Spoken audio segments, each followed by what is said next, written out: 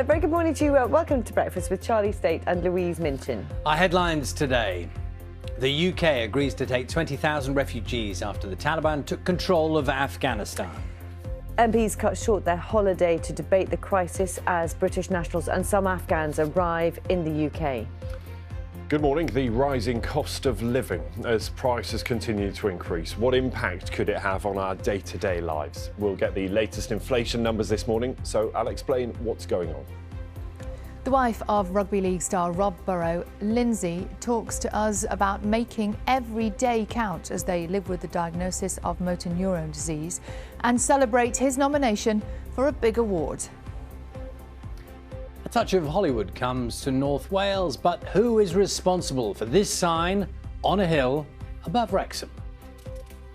Good morning. Today's weather is very similar to yesterday's in that there will be a lot of cloud.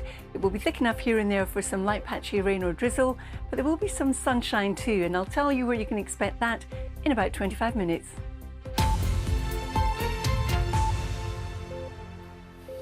Good morning. It's Wednesday, the 18th of August. Our main story this morning, up to 20,000 Afghans will be resettled in the UK over the coming years under a new scheme announced by the government.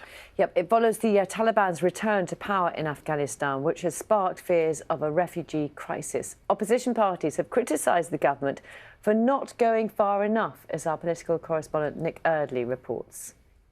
Arriving in the UK last night, British citizens and their Afghan allies, some of those who have now fled Kabul after the Taliban takeover. Back in Afghanistan, many more are desperate to leave. These images from Monday show how far some are prepared to go to flee. The government is announcing today that up to 20,000 refugees will be allowed to settle in the UK in the coming years, 5,000 of them within 12 months. The scheme will be similar to the one set up during the Syrian war, but with the Taliban now in control of Afghanistan, the government admits it will be a challenge to get people out. Wahid is an NHS doctor who came to the UK as a refugee from Afghanistan. When people arrive in the UK, they just want to be treated as human beings. They are like you and me. They want shelter. They want the basic living necessities. They want safety, their human right. But also they all need compassion, that fair assessment of their asylum, and then to be given the same opportunities that I received when I came to the UK at age 15, and that allowed me to become a doctor. Ministers here and around the world have been rushing to come up with schemes in the face of the deteriorating situation in Afghanistan.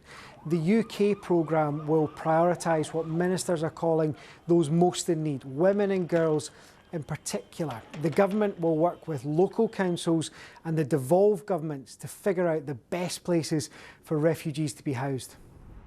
Opposition parties have called on the government to go further, saying the plan announced today doesn't match the scale of the crisis.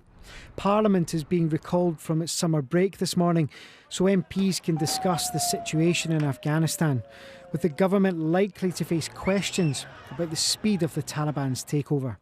Nick Eardley, BBC News, Westminster. Well, our political correspondent Chris Mason is in Westminster for us this morning. Very good morning to you, Chris. So, on House of Commons today, MPs will be debating, and we're expecting to hear from the Prime Minister a statement about what they're planning to do. Yeah, morning to you, Charlie. Two things I think to look out for today. One is the specifics. What is the UK doing right now to help people who want to get out of Afghanistan?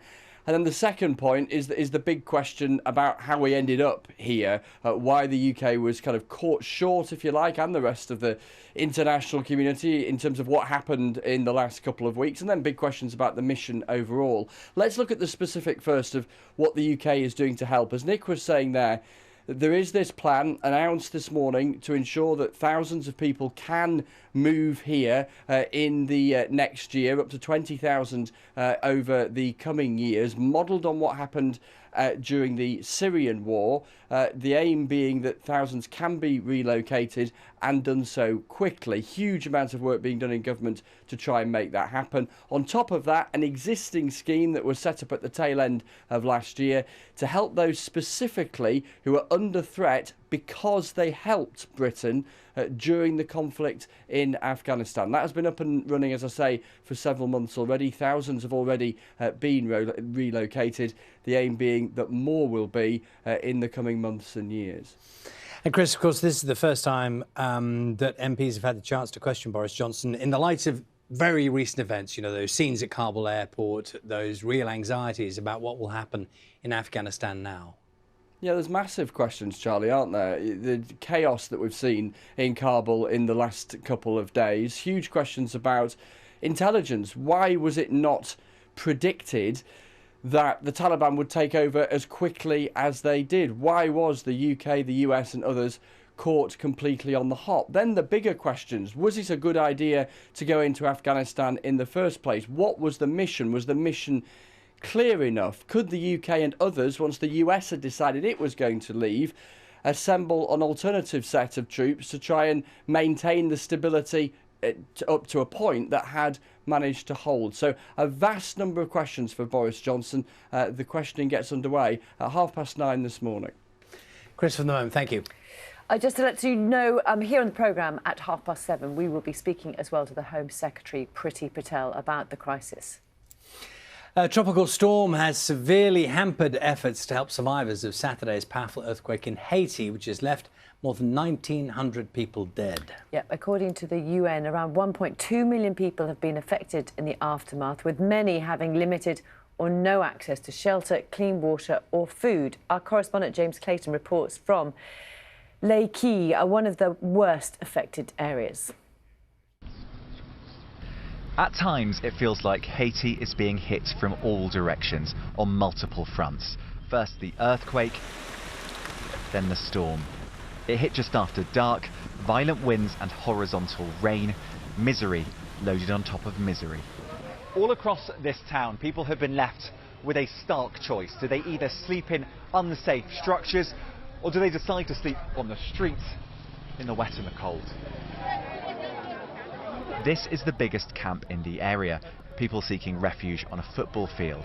They were told they'd be safe here, but as the rains poured, they were soaked, their tents ripped apart by the winds. The people here are desperate and angry. We have problems here. Just look at the conditions. And where are the government? They're not here. There are injured people here too. This woman's foot has a deep laceration, but she's had no medical attention. Another woman tells me she hasn't eaten since Saturday. The other option here is to sleep in homes already badly damaged. Josue runs the local lottery shop. He and his family were lucky the house didn't totally collapse, but they've had to make a difficult decision. And did you sleep here last night? Yes, I slept here in this broken house last night. There was wind and rain, but the other people in the tent city had to sleep outside on chairs. There are simply no good options in this situation. These are desperate times, and the storm has meant that the help that is needed by air and road simply hasn't arrived. James Clayton, BBC News, Lekki. The trial of American R&B singer R. Kelly is expected to begin in New York later today. The 54-year-old is accused of sexual abuse, racketeering and bribery, charges which he denies. Some of the accusations against the singer date back more than 2 decades. A family from Newcastle-under-Lyme is taking the Environment Agency to the High Court over an odour radiating from a nearby landfill site. They claim noxious gases from the site are causing significant health problems for their 5-year-old son, Matthew, who has cerebral palsy. The Environment Agency has already received tens of thousands of complaints about the so-called Silverdale stink and say they're working as fast as possible to solve the issue. Nando's has had to temporarily close around 50 of its restaurants after running out of its peri-peri chicken. The company apologised in a statement online saying the UK supply chain is at fault. Northern Ireland has not been affected by those supply issues.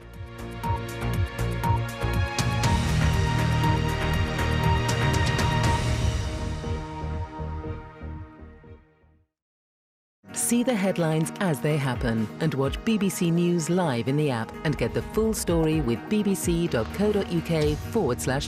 Follow the story for all the latest with BBC News.